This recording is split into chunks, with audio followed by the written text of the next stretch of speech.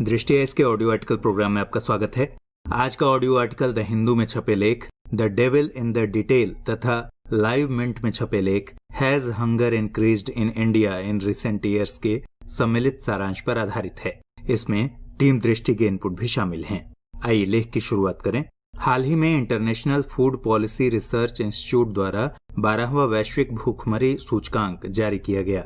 इस सूचकांक में कुल 119 देशों को शामिल किया गया है, जिसमें भारत ने 3 स्थानों की गिरावट के साथ 100वां स्थान प्राप्त किया। सूचकांक में खराब प्रदर्शन के कारण भारत को गंभीर श्रेणी में रखा गया है तथा दक्षिण एशिया की खराब स्थिति का कारण भी भारत को ही माना गया है। अब सवाल उठता है कि वैश्विक भूखमरी सूचकांक क्या है। इस सूचकांक में किसी देश की रैंकिंग किस पैमाने पर निर्धारित होती है तथा इस सूचकांक में भारत की स्थिति अन्य देशों की तुलना में कैसी है। इस लेख में हम इन प्रश्नों का जवाब ढूंढने की कोशिश करेंगे। इसके साथ ही हम भारत में भूखमरी के कारणों और उसके प्रभावों की चर्चा भी करेंगे। अंत में हम भूखमरी की स्थिति से निपटने के भारत सरकार के प्रयासों सहित कुछ सुझावों की भी चर्चा करेंगे। तो आइए सबसे पहले बात करते हैं वैश्विक भूखमरी सूचकांक क्या है। सामान्यतया भोजन की अनुपलब्धता और आवश्यक कैलोरी युक्त भोजन की कमी को भूखमरी माना जाता है। इसी संदर्भ में प्रतिवर्ष international food policy research institute द्वारा वैश्विक भूखमरी सूचकांक जारी किया जाता है। 2 अन्य गैर लाभकारी संगठन वर्ल्ड हंगर हेल्प और कंसर्न वर्ल्ड वाइड इस सूचकांक के प्रकाशन में सहयोग देते हैं। इस सूचकांक से देशों को अपने पिछले स्तर को सुधारने और भूखमरी के खिलाफ नए कदम उठाने की प्रेरणा मिलती है। यह सूचकांक वैश्विक, राष्ट्रीय तथा क्षेत्रीय स्तर पर भूखमरी को प्रदर्शित करता है। वैश्विक भूखमरी सूचकांक एक बहुआयामी सांख्यिकीय उपकरण है जो विभिन्न देशों में भूखमरी का मापन करता है।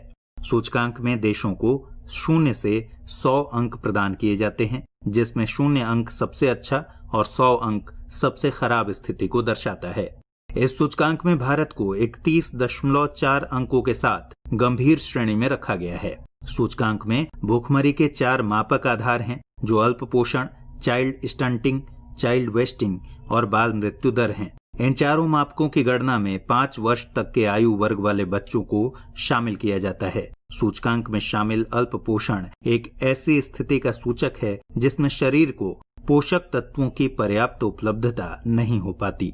चाइल्ड स्टंटिंग उम्र के अनुपात में लंबाई की कमी है और चाइल्ड वेस्टिंग उम्र के अनुपात में वजन की कमी। सूचकांक का अंतिम मापक बाल मृत्यु दर है। बाल मृत्यु दर प्रति 1000 बच्चों में मृत्यु के शिकार बच्चों का अनुपात है। इन मापकों के आधार पर देखें तो वर्ष 2017 में दुनिया की लगभग 1/3 आबादी भूखमरी का शिकार है तथा प्रति 3 बच्चों में से 1 बच्चा कुपोषण से ग्रसित है, जिससे प्रति वर्ष लगभग 10 लाख मौतें बाल मृत्यु दर के रूप में होती हैं। अब हम देखते हैं कि भारत की स्थिति अन्य देशों की तुलना में कैसी है। गौरतलब है कि भारत ने एशिया में एक बड़ी शक्ति के रूप में अपनी पहचान बनाई है, लेकिन इस सूचकांक के अनुसार अपने पड़ोसी देशों में केवल पाकिस्तान और अफगानिस्तान से ही कुछ अंकों से भारत आगे है। जहां सूचकांक में भारत 100वें स्थान पर है, वहीं पाकिस्तान और अफगानिस्तान क्रमशः 106 और 107वें स्थान पर हैं।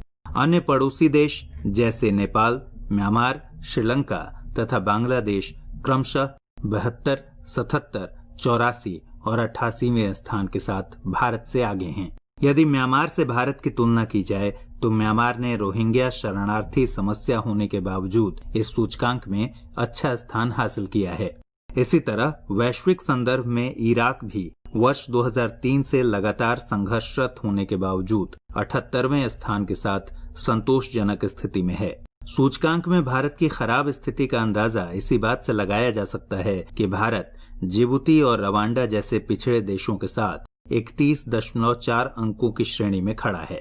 हालांकि भारत ने बीते कुछ दशकों में बाल मृत्यु दर में सुधार भी किया है। जहां भारत में बाल मृत्यु दर 1990 के दशक में 12% थी, वहीं इस वर्ष घटकर 4.8% हो गई है। लेकिन पूरी स्थिति को देखा जाए तो यह कहना गलत नहीं होगा कि भारत भूखमरी से निजात पाने में पूर्णतः सफल नहीं हुआ है। अब हम भारत में भूखमरी के कारणों की चर्चा करते हैं। भारत में तीव्र जनसंख्या वृद्धि भूखमरी के लिए प्रमुख जिम्मेदार कारक है। जनसंख्या की दृष्टि से हम केवल चीन से ही पीछे हैं।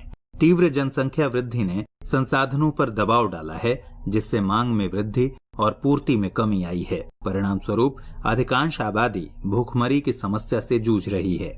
हालांकि भारतीय अर्थव्यवस्था खाद्यान्न में 99% आत्मनिर्भर है, फिर भी बहुत से लोगों को 2 वक्त की रोटी उपलब्ध नहीं होती।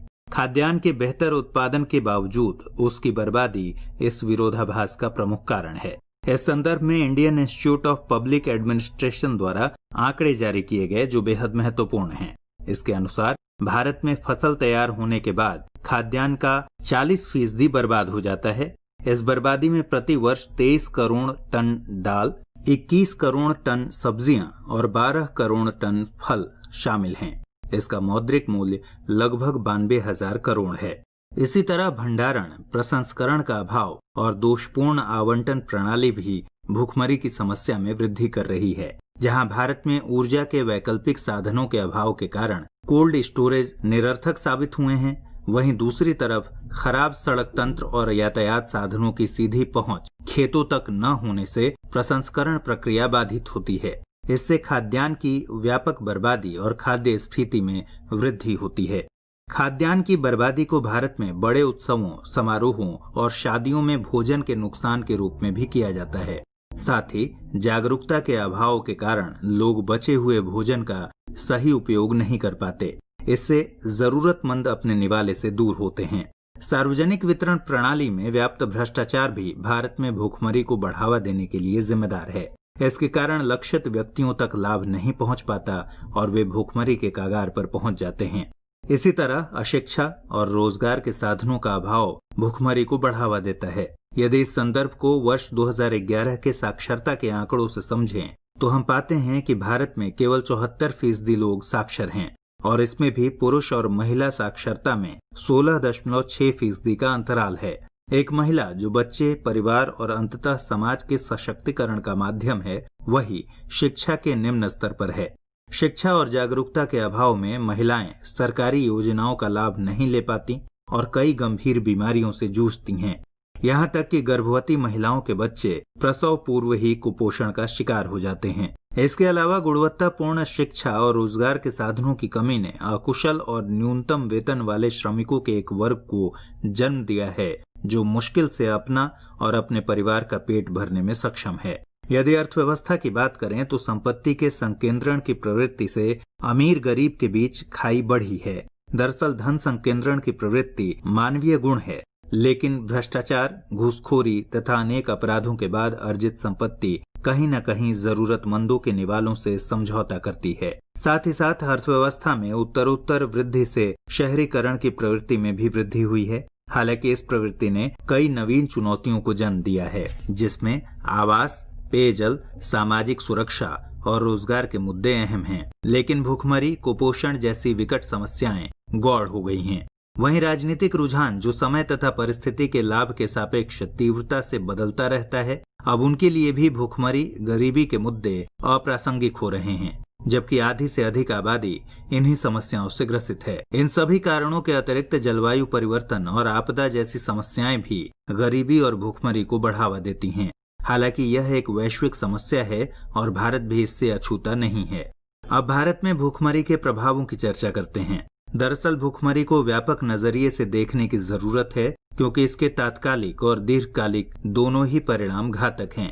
किसी बच्चे को समय पर आयु के अनुरूप पोषण युक्त भोजन नहीं मिलने से उनमें शक्तिहीनता, बौनापन, कुपोषण जैसी समस्याएं उत्पन्न होती हैं और अंततः यह बाल मृत्यु को भी बढ़ावा दे सकते हैं। इस समस्या से भारत में जनता और सरकार दोनों के स्वास्थ्य संबंधी खर्चे बढ़ते हैं तथा वे अपनी श्रम शक्ति का उचित उपयोग नहीं कर पाते। इसका दीर्घकालिक प्रभाव विकास की मंद गति के रूप में देखा जा रहा है। साथ ही भूखमरी के टैक्स से भारत की मेक इन इंडिया जैसी भविष्य की योजनाओं पर बुरा असर पड़ सकता है। इससे नवाचार तथा निवेश दोनों प्रभावित हो रहे हैं। इसलिए जरूरी है कि भारत सरकार भूखमरी से निपटारे के लिए यथोचित कोशिश करे। आइए भारत सरकार के कुछ ऐसे ही प्रयासों को देखते हैं। भारत में भूखमरी की स्थिति को पूर्व प्रधानमंत्री मनमोहन सिंह ने नेशनल शेम कहकर संबोधित किया था। इसी के बाद 2013 में राष्ट्रीय खाद्य सुरक्षा अधिनियम पारित किया गया। इस अधिनियम के तहत अंत्योदय परिवारों को सस्ती दरों पर अनाज प्रदान करने की व्यवस्था की गई। साथ ही इसमें 6 से 14 साल तक के बच्चों को मिड डे मील के तहत रोजाना भोजन उपलब्ध कराने की व्यवस्था भी शामिल है। इस योजना का भूखमरी के निपटारे के साथ सामाजिक समरसता में भी अहम योगदान रहा है।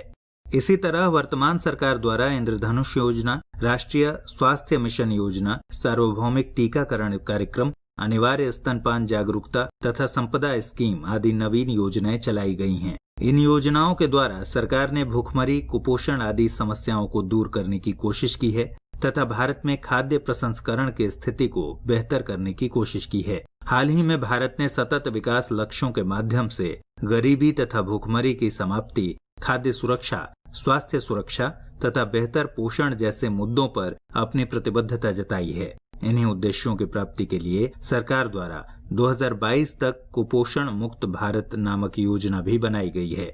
हालांकि सरकार को कुछ अन्य कारगर उपाय करने की भी जरूरत है, जिससे भूखमरी जैसी विकराल समस्या से छुटकारा पाया जा सके। इस संदर्भ में कुछ आवश्यक उपाय इस तरह हैं। प्रत्येक राज्य में खाद्य सुरक्षा अधिनियम का सही से पालन हो तथा पैदावार के बाद खाद्यान्न के उचित भंडारण और प्रसंस्करण की व्यवस्था होनी चाहिए। साथ ही सार्वजनिक वितरण प्रणाली की खामियों को दूर किया जाना चाहिए तथा वितरण केंद्रों का डिजिटलाइजेशन होना चाहिए। खाद्य वितरण केंद्रों पर भ्रष्टाचार के मामलों में तुरंत कार्यवाही और यदि आवश्यक हो तो कठोर दंड का प्रावधान भी होना चाहिए। साथ ही राज्यों में बेहतर कानून व्यवस्था तथा प्रत्येक व्यक्ति की सामाजिक सुरक्षा सुनिश्चित की जानी चाहिए। इसके साथ ही स्वयं सहायता समूहों तथा गैर सरकारी संगठनों के द्वारा जन जागरूकता कार्यक्रमों को बढ़ावा देना चाहिए। निष्कर्षतः वैश्विक भूखमरी सूचकांक में भारत की स्थिति खराब है और निसंदेह यह चिंताजनक भी है, किंतु मजबूत राजनीतिक इच्छा शक्ति, योजनाओं के प्रभावी क्रियान्वयन और भ्रष्टाचार पर अंकुश लगाकर इस समस्या का हल ढूंढा जा सकता है। इन प्रयासों से भारत में भूखमरी की स्थिति में सुधार होगा और समावेशी विकास का लक्ष्य भी प्राप्त हो सकेगा। आइए अब नोट करते हैं आज का सवाल। सवाल है, वैश्विक भूखमरी सूचकांक में भारत की निम्न स्थिति के क्या कारण हैं? भारत सरकार द्वारा इस दिशा में किए गए प्रयासों की चर्चा करें।